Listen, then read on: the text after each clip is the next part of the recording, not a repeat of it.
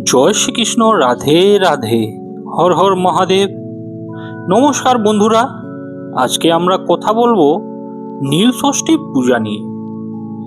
নীল ষষ্ঠী হলো মূলত সন্তান ও পরিবারের মঙ্গলের কামনায় ভগবান শিব উমা ষষ্ঠীর আরাধনা। 2026 সালে নীল ষষ্ঠী পালিত হবে 13ই এপ্রিল সোমবার, বাংলা 29শে চৈত্র 1432 বঙ্গবাদ। এটি সাধারণত চৈত্র সংক্রান্তির ঠিক আগের দিন পালন করা হয়। নীল ষষ্ঠীর পূজাবিধি ও মাহাত্ম্য সংক্ষেপে আলোচনা করা হলো। নীল ষষ্ঠী পূজাবিধি: উপবাস। এই দিন মায়েরা সারাদিন নির্জলা উপবাস রাখেন। বিকেলের দিকে বা সন্ধ্যায় শিব মন্দিরে পূজা দিয়ে উপবাস ভঙ্গ করতে হয়। স্নান ও শুদ্ধি: সকালে স্নান সেরে শুদ্ধ বস্ত্র পরিধান করে পূজার প্রস্তুতি নিতে হয়। শিবের অভিষেক: মহাদেবকে গঙ্গাজল, দুধ, দই, ঘি এবং মধু দিয়ে স্নান করানো হয়। বেলপাতা ও ফুল: শিবের অত্যন্ত প্রিয় বেলপাতা, অখণ্ড, ধতুরা ফুল, আকন্দ ফুল এবং অপরাজিতা ফুল দিয়ে পূজা করা হয়। দীপদান: শিবের মাথায় জল ঢালার পর শিবলিঙ্গের সামনে বা মন্দিরে মাটির প্রদীপ বা নীল বাতি জ্বালিয়ে দেওয়া হয়। নৈবেদ্য: ফলমূল, মিষ্টান এবং বিশেষ করে কচি শসা ও ডাব মহাদেবকে অর্পণ করা হয়। ফলাহার: পূজা শেষে মহাদেবের চরণামৃত পান করে এবং ফল খেয়ে উপবাস ভঙ্গ করা হয়। এই দিন ভাত বা অন্ন গ্রহণ করা নিষেধ। নীল ষষ্ঠীর ব্রতকথা ও মাহাত্ম্য: পুরাণ মতে এক নিঃসন্তান দম্পতি বহু কষ্টের পর সন্তান লাভ করেছিলেন, কিন্তু তাদের সন্তানরা দীর্ঘায়ু হচ্ছিল না। তখন তারা নীলাবতী বা নীলকণ্ঠ মহাদেব এবং মা ষষ্ঠীর শরণাপন্ন হল। চৈত্র সংক্রান্তির আগে ষষ্ঠী তিথিতে নিষ্ঠার সঙ্গে উপবাস ও পূজার করার ফলে তারা দীর্ঘায়ু সন্তান লাভ করেন। সেই থেকে মায়েদের কাছে এই ব্রত অত্যন্ত গুরুত্বপূর্ণ। কিছু জরুরি তথ্য: নীলবাতি: অনেকে বিশ্বাস করেন শিবলিঙ্গের সামনে প্রদীপ জ্বালানোর সময় মনে মনে সন্তানের নাম উচ্চারণ করলে মহাদেব তাদের রক্ষা করেন। দান: এই দিন গরিব দুঃখীদের ফল বা মিষ্টি দান করা শুভ বলে মনে করা হয়।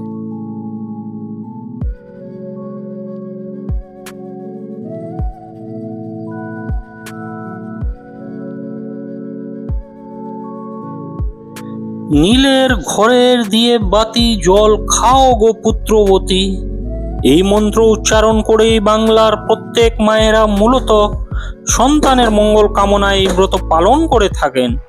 তবে শ্লোকে শুধুমাত্র পুত্রের কথা উল্লেখ থাকলেও পুত্র কন্যা উভয়ের মঙ্গল কামনাতেই ব্রত পালন করা হয়। সাধারণত চৈত্র সংক্রান্তির আগের দিন অর্থাৎ চড়ক উৎসবের আগের দিন নীল পুজো পালিত হয়।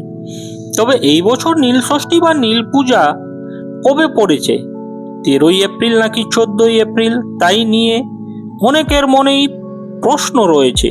তো চলুন বন্ধুরা, আজকের ভিডিওতে আমরা জেনে নেব এই যে বছর অর্থাৎ 2026 সালের নীল ষষ্ঠী ব্রত আপনারা কবে পালন করবেন, ষষ্ঠী তিথি কখন শুরু হচ্ছে, কখন শেষ হচ্ছে, এই ব্রত পালনের সবচেয়ে শুভ সময় কি রয়েছে, নীলের ঘরে বাতি দানের শুভ সময় কি রয়েছে, এছাড়াও নীল ষষ্ঠীর পুজোর ব্রত পালনের জন্য আপনাদের কি কি উপকরণ লাগবে পুজো করতে, ব্রতের নিয়ম কি রয়েছে, কিভাবে এই দিন দেবাদিদেব মহাদেবের পূজা করবেন, এই দিন কি খাবেন কি খাবেন না এবং কি কাজ করার নিষেধ রয়েছে, এই দিন সমস্তটাই আমরা আজকের ভিডিওতে জেনে নেব।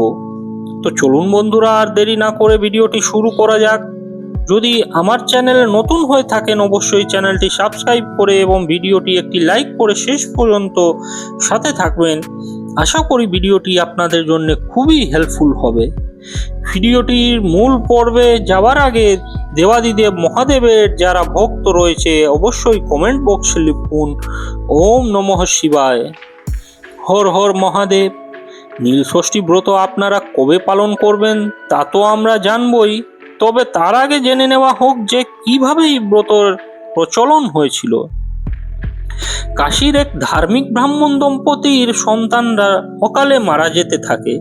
শোকাতুর অবস্থায় মা ষষ্ঠী বৃদ্ধার বেশে তাদের দেখা দিন এবং চৈত্র সংক্রান্তির আগের দিন উপবাস থেকে শিবের আরাধনা ও নীলের ঘরে বাতি দেওয়ার পরামর্শ দিন। সেই থেকে মায়েরা আমার সন্তান যেন থাকে দুধে ভাতে, এই প্রার্থনা করেই নীল ষষ্ঠী ব্রত পালন করে থাকেন। এবার আমরা জেনে নেব ষষ্ঠী তিথি কখন থেকে শুরু হচ্ছে আর কতক্ষণ থাকছে। ষষ্ঠী তিথি শুরু হচ্ছে 24শে চৈত্র 12ই এপ্রিল রবিবার 2টো থেকে 28শে চৈত্র 12ই এপ্রিল রবিবার রাত্রি 9:31 থেকে। ষষ্ঠী তিথি সমাপ্ত হচ্ছে 29শে চৈত্র 13ই এপ্রিল সোমবার রাত্রি 9:37 অর্থাৎ এই পরিস্থিতিতে উদয় তিথি অনুযায়ী 29শে চৈত্র 13ই এপ্রিল সোমবার দিন, এই দিনেই কিন্তু নীল ষষ্ঠী ব্রত বাস এবং পুজো করতে হবে আপনাদের। আর ঠিক পরের দিন 30শে চৈত্র 14ই এপ্রিল মঙ্গলবার দিন, ওই দিনে চর পূজা রয়েছে। এবার চলুন জেনে নেওয়া যাক নীলের ঘরে বাতি জ্বালানোর বিশেষ শুভ সময় কি রয়েছে। বিকেল 5:02 থেকে শুরু করে সন্ধ্যা 7:15 মধ্যে এই সময়টি অত্যন্ত শুভ সময়। এই সময় আপনারা নীলের ঘরে বাতি দান করবেন।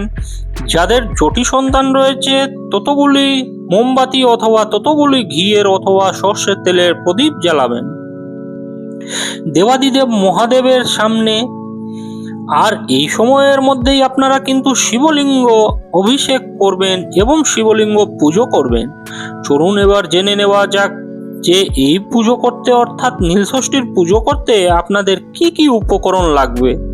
কাঁচা দুধ, দই, ঘি, মধু, চিনি, এই 5টি মিশ্রণ অর্থাৎ পঞ্চামৃত, গঙ্গাজল, বেলপাতা, আতপ চাল, নীল অপরাজিতা ফুল, ধতুরা ফল, আকন্দ ফুল এবং আকন্দ ফুলের মালা। এছাড়াও আপনাদের অবশ্যই যে জিনিসটি রাখতে হবে সেটি হলো শিবের পছন্দের সাদা যে কোনো মিষ্টান্ন অথবা সাদা বাতাসা রাখলেও হবে।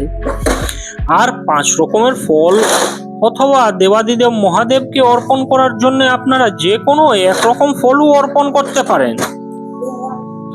এই সমস্ত উপকরণ আপনাদের আগে থেকেই আয়োজন করে রাখতে হবে। আর আপনারা একটি পইতে রাখবেন দেবাদিদেব মহাদেবকে অর্পণ করার জন্য।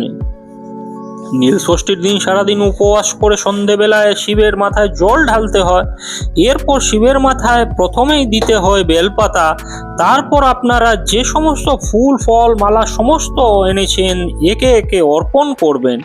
বেলপাতা অর্পণ করার সময় আপনারা ওম নমঃ শিবায়, ওম নমঃ শিবায়, ওম নমঃ শিবায় এই মন্ত্রটি 3 বার করে জপ করবেন।